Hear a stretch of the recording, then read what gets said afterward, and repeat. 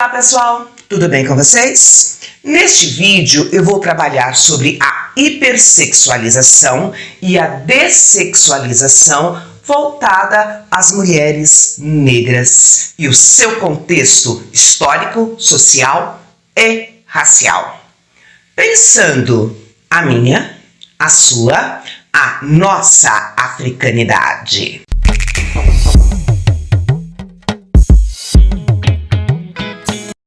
Eu fui uma menina magrinha, com trancinhas, tímida, quietinha e uma autoestima muito baixa.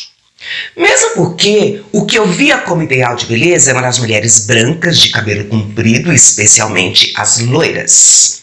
A representação das mulheres negras se dava ou na forma de empregada doméstica ou as mulatas com sua sensualidade. Eu achava que eu iria crescer, ganhar corpo, aprender a sambar, tudo isso assim meio que automaticamente. Eu cresci e continuei magrinha e não sabia sambar. Casei, tive filhos, engordei e alguns dos meus sonhos se realizaram. Ganhei peito, pernas, bunda e uma barriga.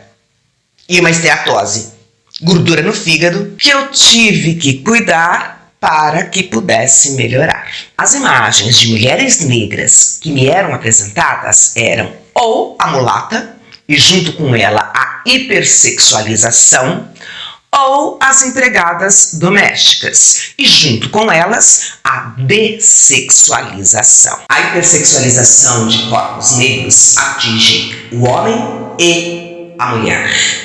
Os torna um objeto e os reduz a um corpo cheio de curvas e a sexo fácil. Elisa Hipólito afirma que hipersexualização significa sexualizar ao extremo, dar à pessoa um caráter de objeto puramente sexual, retirando dela sua humanidade. Em termos culturais, todas as mulheres são objetificadas, enquanto objetos perdem o direito à voz e à autonomia. No que diz respeito às mulheres negras, a gente tem um misto de invisibilidade e indesejabilidade. A invisibilidade se dá quando a mídia retrata para o mercado de consumo, acima de tudo, as mulheres brancas.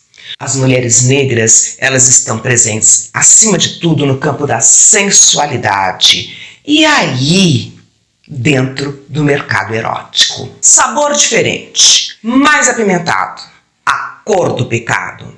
São expressões racistas que inserem a mulher dentro de um contexto de hipersexualização e de um objeto sexual a ser consumido e descartado, e não a insere num contexto afetivo. Quando a hipersexualização se dá para com o corpo do homem negro, ela o está caracterizando como sexualmente selvagem, viril e violento.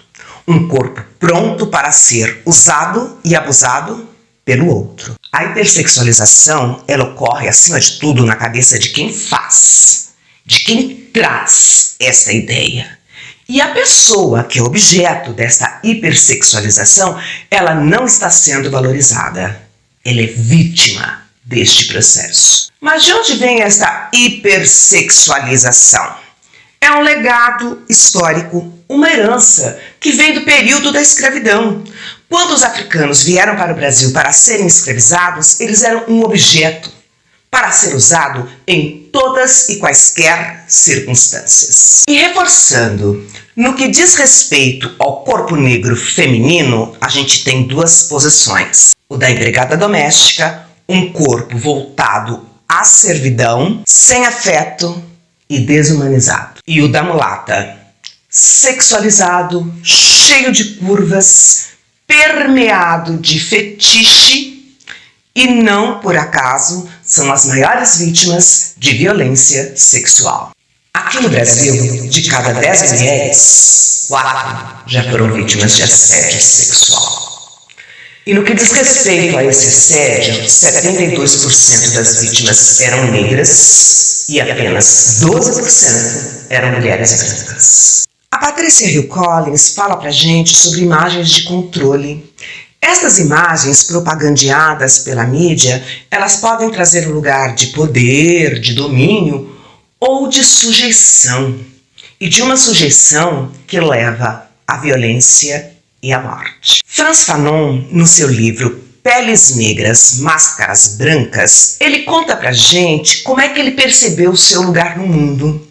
Ele diz que um dia uma criança branca olhou para ele e aí falou assim para a mãe: "Mãe, olha um negro. Mãe, olha um negro, eu tô com medo."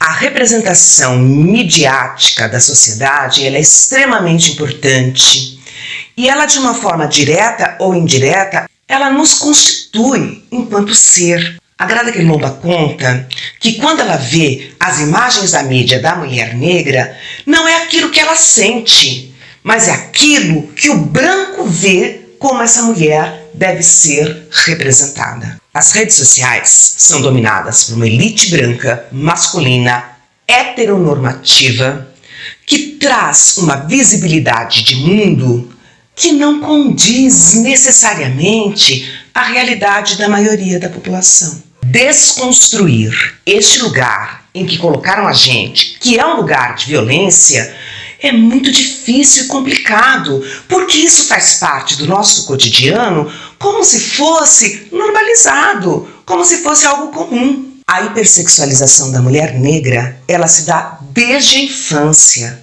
com uma consequência muito triste e muito trágica, que é o abuso sexual das meninas negras. Dos abusos sexuais denunciados no Brasil, mais de 45% diziam respeito a meninas negras de 0 a 9 anos. Nossa, quando ela crescer, ela vai dar trabalho, ela vai ter um monte de pretendentes.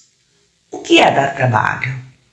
Quais os pretendentes estão sendo destinados a estas meninas negras? Parecem frases simples, mas que marcam a história de vida e o cotidiano de muitas meninas, a colocando em um lugar onde elas não querem necessariamente estar. Como mulheres negras, nós estamos inseridas em 2 campos de ação. De um lado, sermos mulheres sérias, e aí abrir mão de uma sensualidade e entrar dentro de um processo onde muitas vezes não somos as mais desejadas, somos preteridas pelas mulheres brancas. No outro polo, somos levadas à hipersexualização e desta forma inserida num contexto de muita violência, assédio, frases indevidas, julgamentos precipitados, porque acima de tudo a gente tem que ser o que a gente quiser dentro deste processo e lutar para não sermos colocadas em um determinado local. A reorientação quanto ao local onde nós queremos e podemos ficar não cabe exclusivamente a nós, mulheres negras, mas ao mundo que categorizou de forma discriminatória e preconceituosa a nossa sociedade. Vencer os estigmas da hipersexualização e da dessexualização dos corpos negros é uma necessidade muito grande no mundo atual. E os caminhos são múltiplos. É uma educação étnico-racial, é o empoderamento de homens e mulheres negros, é a presença em espaços públicos e de poder deste grupo. O movimento negro e a população negra têm feito um esforço muito grande para reverter este processo. E a Bell Hooks, ela nos traz um caminho muito lindo. Ela fala do amor.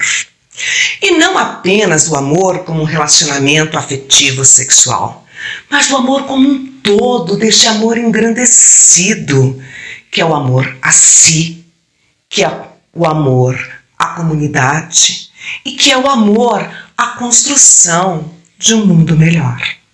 Até o nosso próximo vídeo.